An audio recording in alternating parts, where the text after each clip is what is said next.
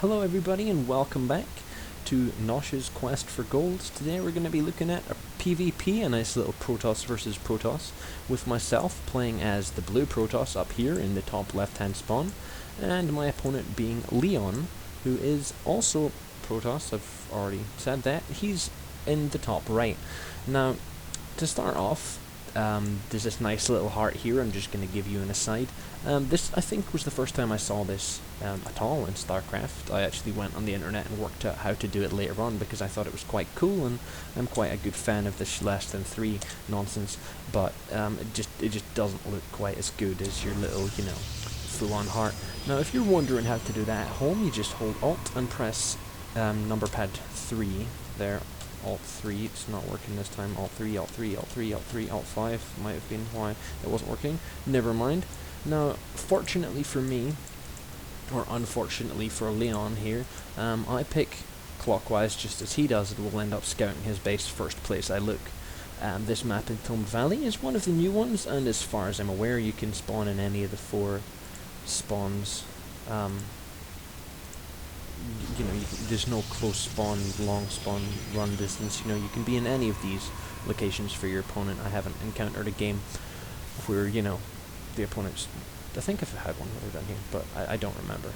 Anyways, my scout isn't really going to get a lot of information, as it's really hard to tell where a Protoss is going at the start of a game, because all I'm going to see is gas. Well, all Protoss need gas. Gateway, well, it's the natural tech to absolutely everything.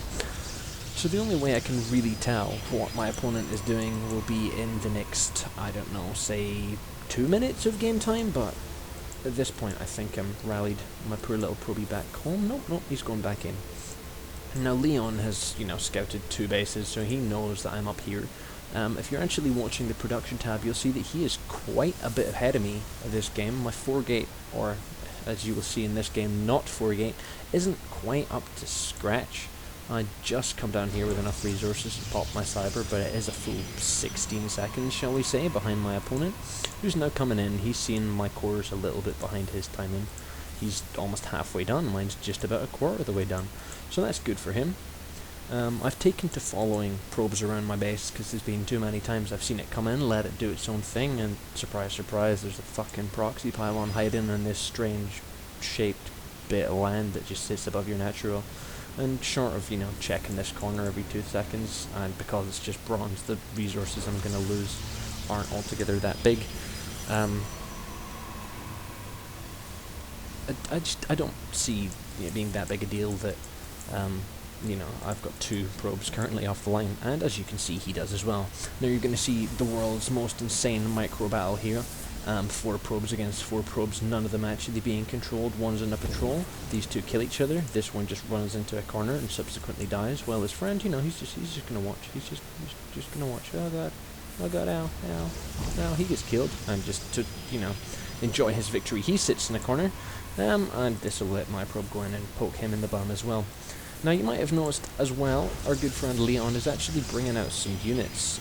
He's actually bringing out his army, and watching me you'll notice a lot in the early game I tend to not bring out an army, which it's actually came back to bite me in the ass, and it's now something that I do that, I'll build my first gateway, I'll drop my core, I'll bring out a zealot, especially against Zerg as well. I, build this not as fat as that gap is, and fill that up with your first starting zealot, then a stalker, then a sentry, and then I move out with them to plant the proxy pylon of a 4-gate.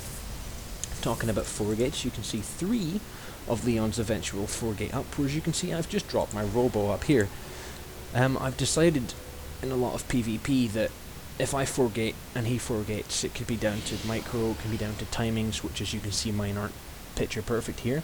I am actually chronoing out my warp gate to get it finished, whereas my opponent, sorry, his is already done. He's already, placing his pylon and things. So, if I go for a robo, at least 1, I'm going to have immortals. 2, I can move into Colossus tech a little bit earlier. And 3, I get observers, which is, as you can see, what I'm about to go for now. Now, unfortunately, for LeOOnn, he doesn't run up straight away. He's going to wait for his pylon to finish. He's going to go for a full warp in of gateway units. He's actually dropping another gateway. I think that's his final 4th gateway. Yeah, there you go.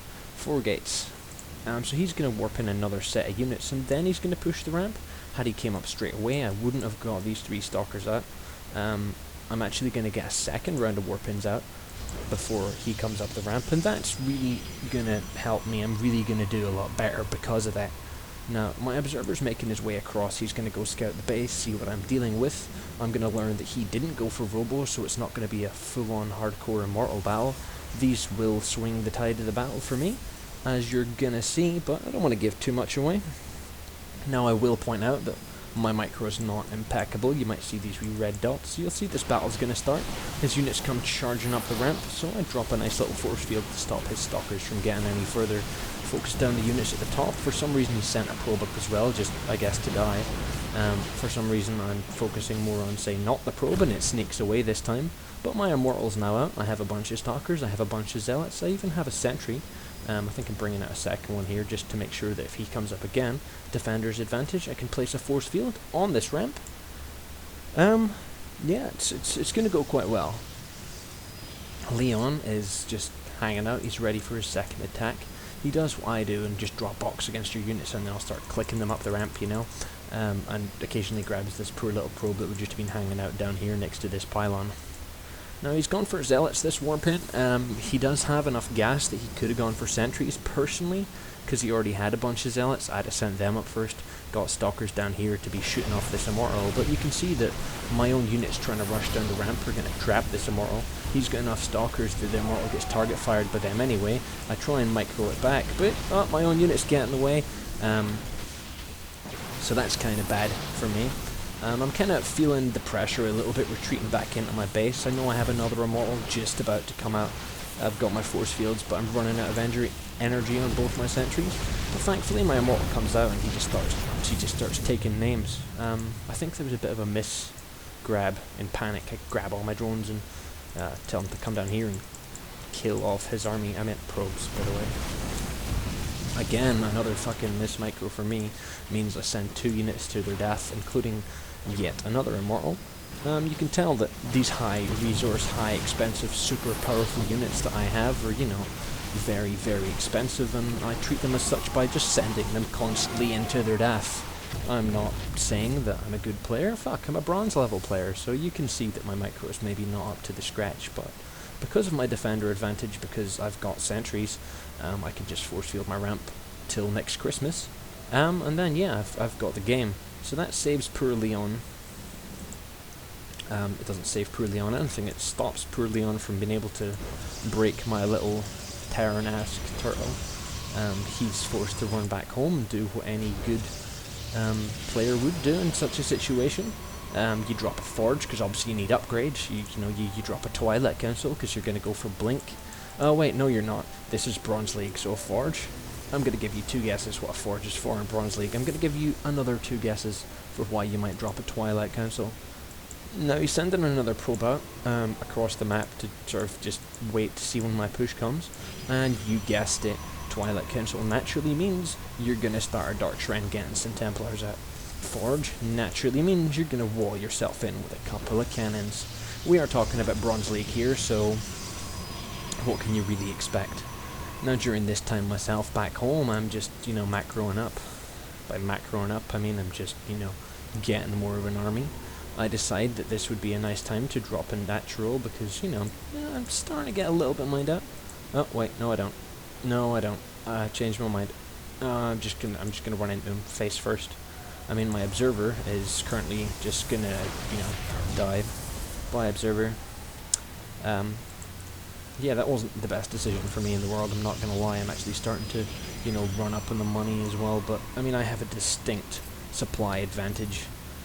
Now, on this map, I don't know the best way to engage someone that's sitting on one base. I don't know whether it's better to, shoot out these rocks so that later on I'm gonna have easy access, or if it's better for them to take out these rocks. But either way, this time I've deduced I want to attack from this angle. You notice I'm spawning my units up here. I'm going to take out these rocks and then I'm going to start pushing into these cannons. Now unfortunately I left my observer sitting just here and I get taken out by all these stalkers and these cannons. And our good friend LeOOnn has a Dark Shrine and has got his Templars out, his DTs, ready to kill me. Now, I saw the Twilight Council, but I didn't put 2 and 2 together and decide that that meant he was going to go for DT, so I'm none the wiser that these are here. At the same time, I'm still just warping out Immortals across the map. You'll actually see, if I can find my own hotkeys, yeah, that they're rallied to this little stalker down here. Now, LeOOnn, he sends his forces down the ramp to meet me rather than just hiding up here and waiting for me to go up and fight him, which, you know, they all just get massacred.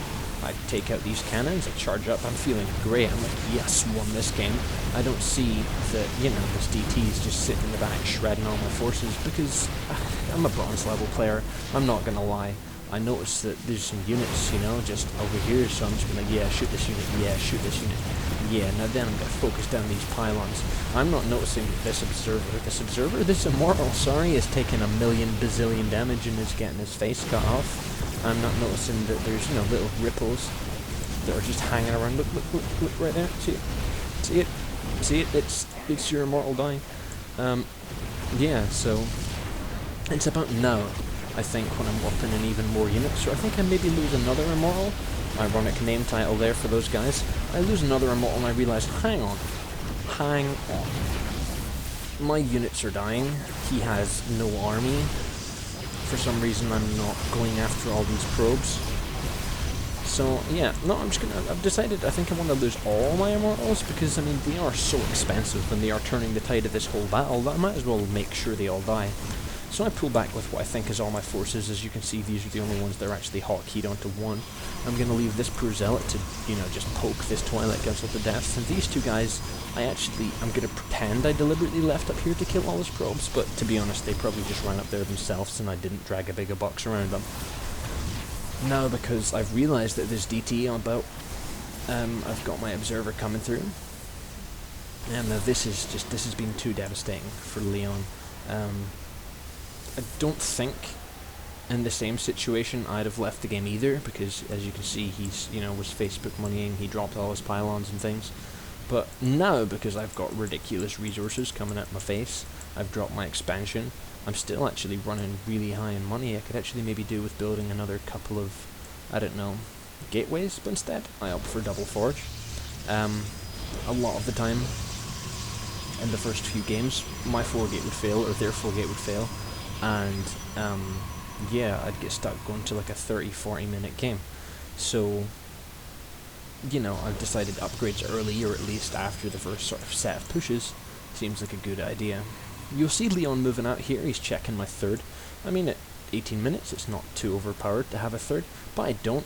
He's going to run up here with his zealots and things. They actually have charge now, which, you know, is pretty cool, but yeah, they're not going to make much of a dent on this army. I see this DT and decide to chase it, then I don't know, these 3 zealots that are in the back there, but I mean, they end up dying anyway, and I only, you know, lose most of the health on this stalker here. Warping some more units back in. Gonna get another observer. I think I end up placing it somewhere around this expansion, which, you know, as you can see, is almost fully saturated. Cough, cough. There you are, guys, in your own time. You can almost see is fully saturated. That's a little bit better.